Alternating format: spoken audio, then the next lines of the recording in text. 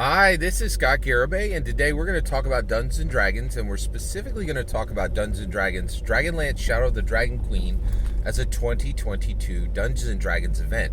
So one of the things I think is really fun to realize is that the D&D Canon hardback is truly special. In 2022, right now, and in 5th edition, the the Dungeons and Dragons Canon hardback really became very special. And one of the reasons why is, if you do remember, in first and second edition, and definitely in third, actually in third edition too, right? There were these soft cover modules, right? And they would just kick them out, man. They did tons of them. There were hundreds of them, right, across these different editions. And the only people who really bought them were like super in the weeds, like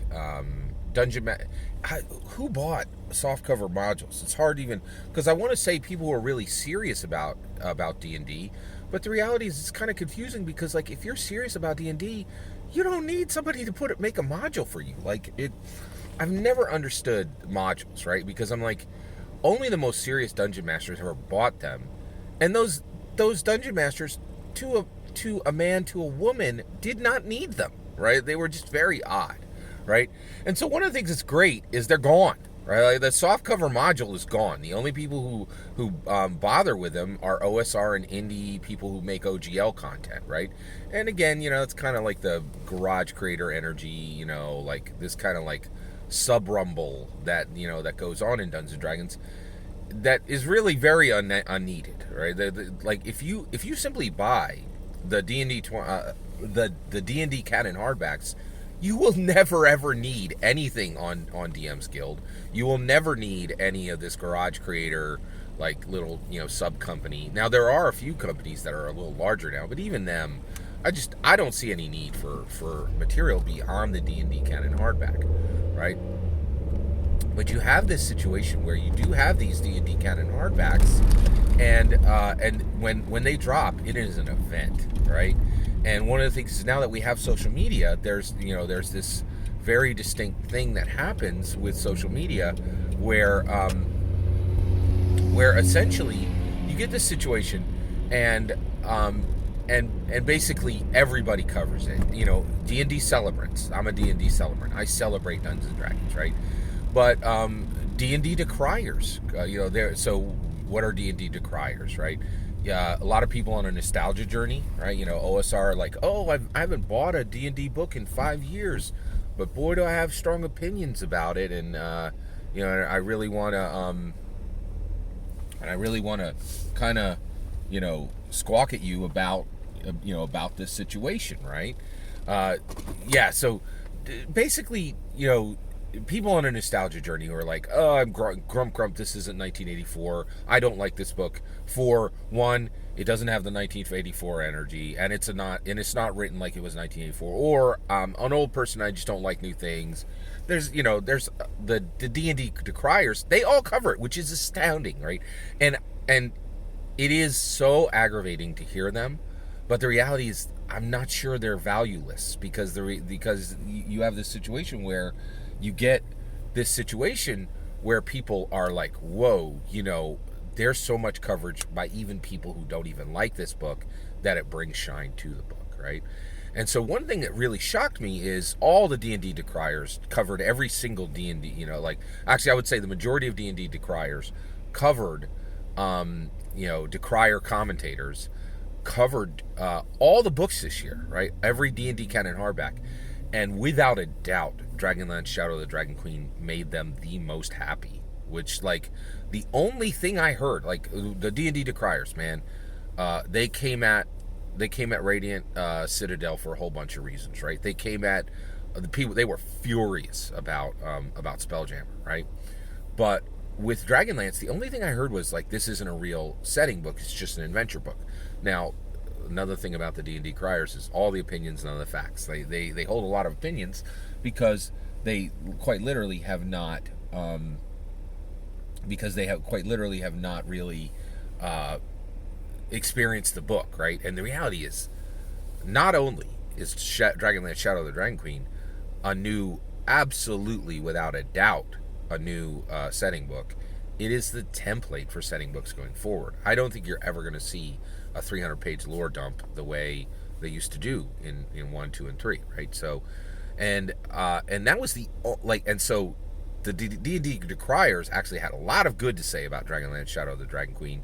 And in addition to that, their only real complaint, at a macro level, was that this is an ascending book, which was wrong. It's just a misunderstanding of them not reading the book, which a lot of them don't, right?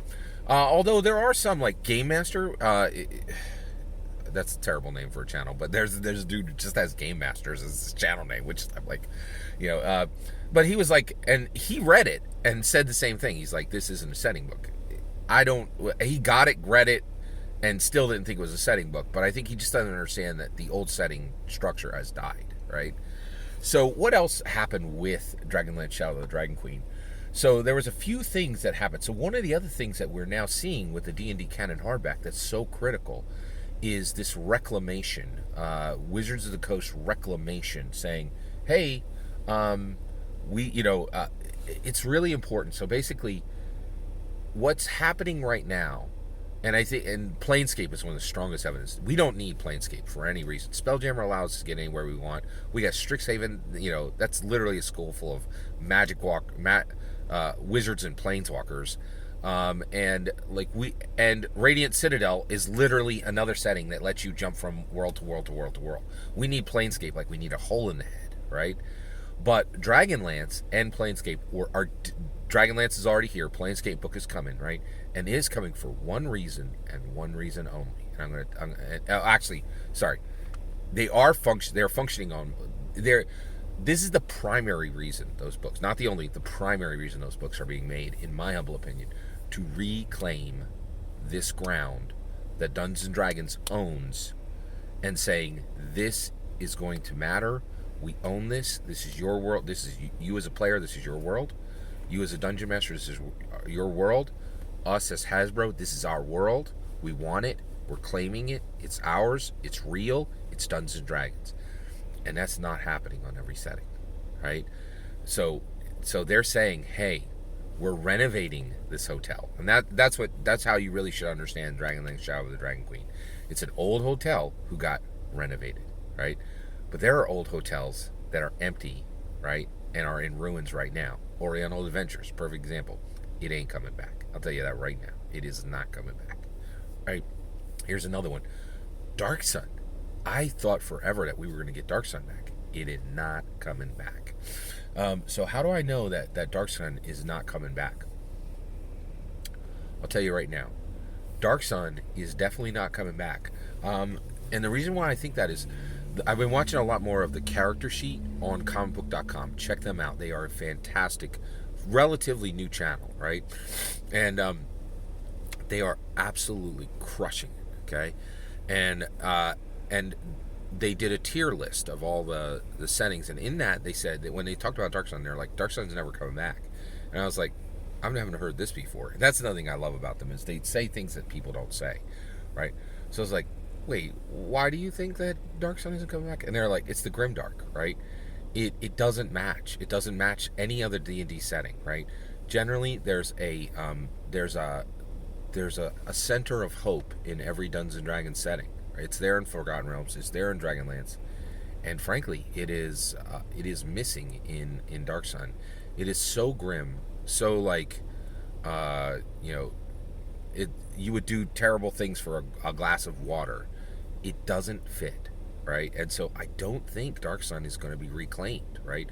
And so what's happening right now on Dungeons and Dragons is the Guardian, Hasbro, going back and saying, hey, gimme, all right, this is mine, right?